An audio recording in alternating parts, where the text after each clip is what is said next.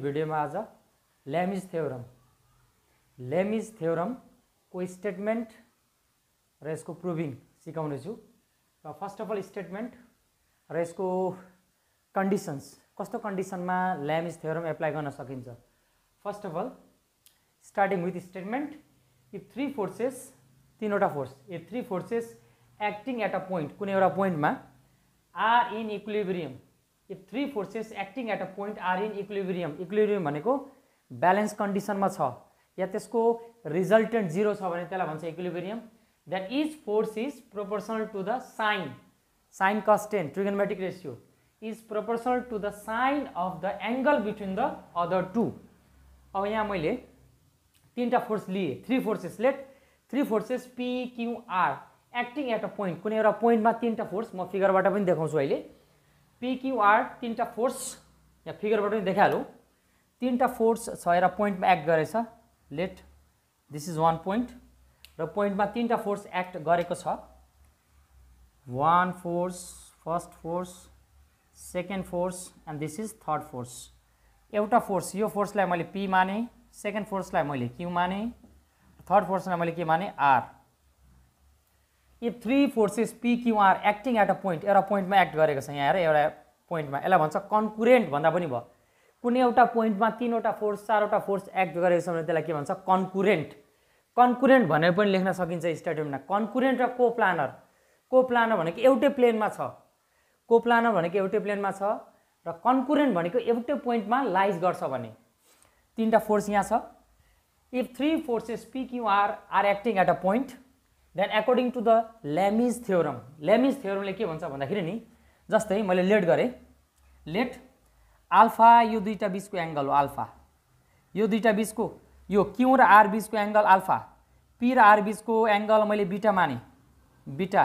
र पी र क्यू बीचको एंगल मैले के माने, गामा, यसरी गामा माने भने then each force is proportional to the sine of the angle between the other two. Each force like P एउटा फोर्स छ, पी इज प्रोपोर्सनल टु के त,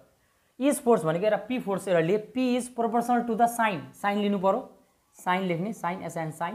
sign of the angle between other two भनेको Q र R बीचको angle के छ, alpha. त्यसैले साइन अल्फासँग के हुन्छ, प्रोपोर्सनल। सिमिलरली क्यू के हुन्छ,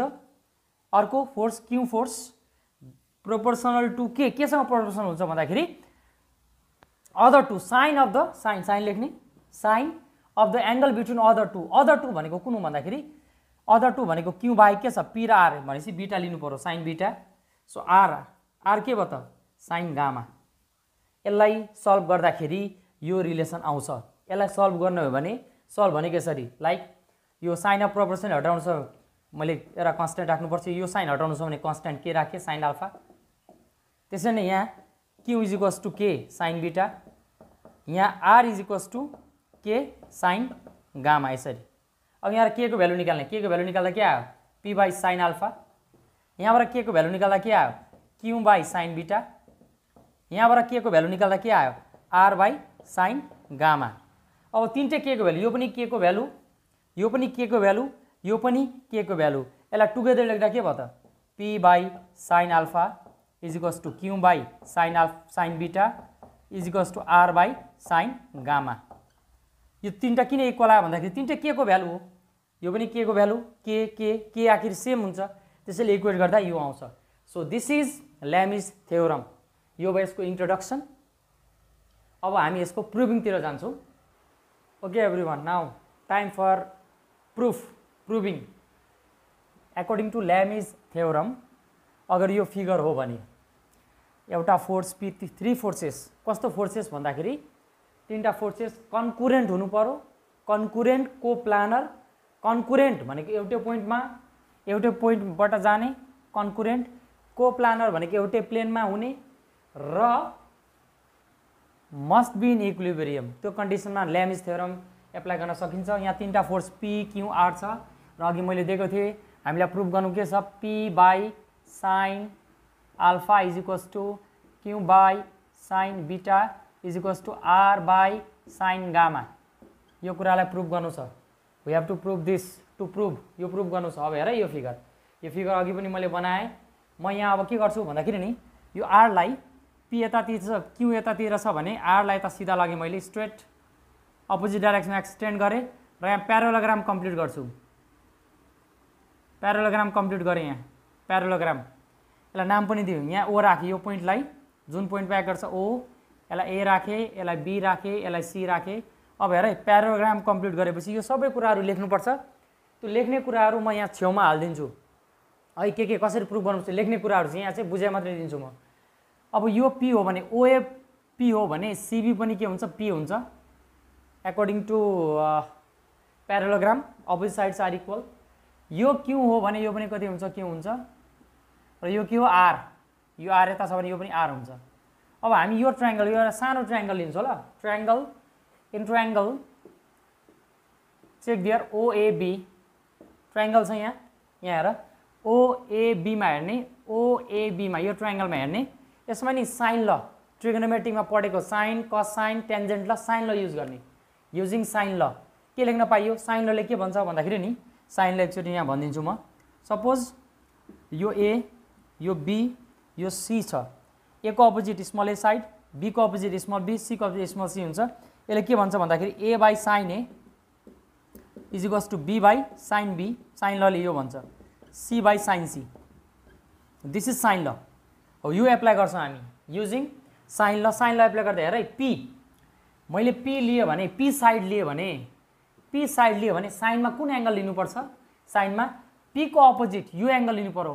पी साइड को अपोजिट कुन एंगल छ यो एंगल लिनु पर्यो। यो एंगल को नाम के हो O B A I take O B A हेर है यो भनेको बीटा हो यो भनेको बी हो कन्फ्युज हुने कामै छैन यसमा। अर्को क्यू लियो भने यो साइड हो क्यू यसको अपोजिट एंगल कुन हो यसको अपोजिट एंगल यो हो यो एंगल को नाम के हो भन्दाखेरि एओबी। सो साइन में एंगल एओबी यहाँ एंगल छुट्यो हाम्रो यहाँ पनि एंगल लेखिदिउँ है एंगल छुट्यो यहाँ साइन एंगल लेखिदिउँ यहाँ angle OBA is equals to के बाँकी छ आर साइड आर हेर त आर यो आर भनेको ओबी को अपोजिट कुन एंगल छ एंगल ए। सो साइन में एंगल ए भनेको यहाँ ए भनेको ओएबी एंगल ओएबी लेख्ने कहाँबाट आयो भन्दाखेरि युजिङ यहाँ लेख्ने युजिङ साइन ल ट्रिगोनोमेट्रिक को साइन ल युज गरे हामीले यहाँ साइन ल यो ल युज गरेको साइन ल ट्रिगोनोमेट्रिक में यो ल छ। अब के गर्ने भन्दाखेरि नि यसको भ्यालु निकाल्ने ओबी हेर त यो एंगलहरुलाई पीक्यूआर आइसक्यो पीक्यूआर हामीलाई अल्फा बीटा र गामा निकाल्नु छ। अब यसलाई यो तीनटालाई चेन्ज गर्नु पर्यो ओबी हेर त्यहाँ ओबीए यसलाई इक्वेसन 1 सपोज यो इक्वेसन 1 हो angle OBA check out OBA is equals to this angle we can write angle COB equals to angle COB यसलाई भन्छ alternate U angle is equals to U angle this is called alternate angle being alternate angle parallelogram हो नि त alternate angles हो। अब हेर त यो हो OBA can we write is यो COB sorry COB हो can we write like this angle COB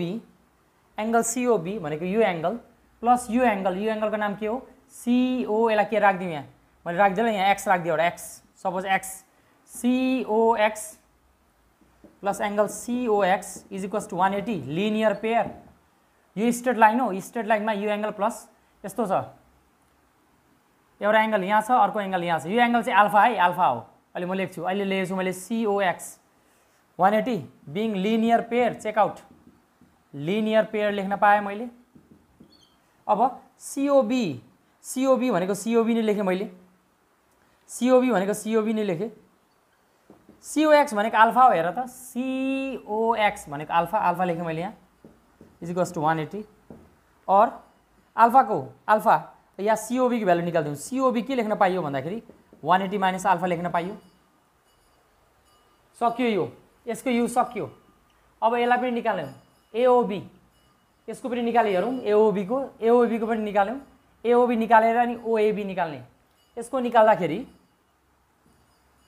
निकाल्दाखेरि AOB check out AOB AOB angle AOB U angle plus U angle यो स्ट्रेट लाइन में हेर त this angle plus this angle linear pair यो angle को नाम के हो AOX एंगल AOX देखियो 180 अगेन लिनियर पेयर डिजन लेखिने मैले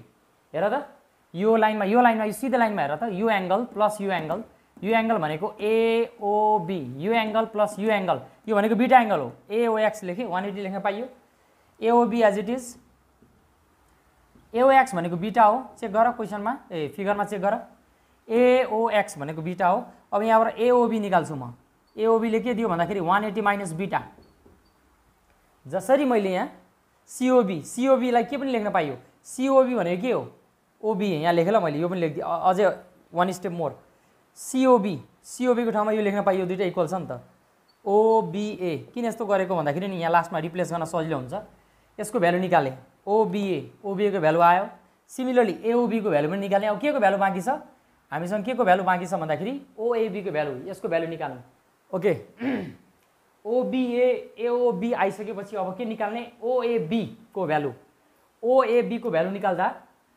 OAB भनेको यो एंगल हो यो एंगल मैले लेखेँ यहाँ OAB प्लस चेक गर यो टोटल एंगल जुन चाहिँ गामा हो गामा यो total angle you angle plus U angle 180 लेख्न पाइन्छ कोएन्टेरियर किन यो त एउटा प्यारालोग्राम हो OABC भनेको प्यारालोग्राम हो so we can write this angle plus this angle 180 being co-interior because AB parallel OC so we can write OAB plus angle यो एंगल का नाम हो AOC this angle is AOC is equals to 180 being co-anterior angles अब यहाँबाट म के को value निकाल्छु भन्दाखेरि OAB को भ्यालु निकाल्छु OAB can be written as 180 minus angle AOC 180 as it is now check AOC भनेको कुन एंगल हो AOC भनेको पूरा एंगल पूरा भनेको के हो गामा लेख्न पाएँ मैले ठीक छ अब यो तीनटा भ्यालु यो भ्यालु यसको भ्यालु निकालिसके यसको भ्यालु पनि निकालिसके यसको भ्यालु पनि निकालिसके यसलाई रिप्लेस गर्ने replacing value of OBA AOB and OAB यो तीनटा रिप्लेस गरिदिनु त इन इक्वेसन 1 हाम्रो इक्वेसन 1 कुन हो हाम्रो इक्वेसन 1 यो रिप्लेस गरौँ त के आउँछ त P by sin OBA को भ्यालु कति आएको छ 180 minus alpha I will write here 180 minus alpha is equals to Q by sin AOB को भ्यालु कति निकालेको छु 180 minus beta write here 180 minus beta ठीक छ is equals to R by OAB भर्खर निकाले मैले 180 minus sine as it is 180 minus gamma अब हेर है यहाँ डट गरौँ देयरफोर लास्टमा यहाँ लेख्दैछु म P by sin 180 minus alpha भनेको sin alpha we know that sin 180 minus theta भनेको sin थीटा हो is equals to Q by क्या sin 180 माइनस बीटा भनेको sin बीटा र R by sin 180 minus gamma भनेको sin gamma so this is the proving and proved यति बुझिसकेपछि तिमीलाई फुल process कसरी गर्ने ल्याङ्ग्वेज यो प्याराग्राम कम्प्लिट गरेको ल्याङ्ग्वेज म यहाँ साइडमा स्क्रिनमा हाल्दिन्छु तिमीबाट कपी गर्दा तिमीबाट बुझ्दा पनि हुन्छ है।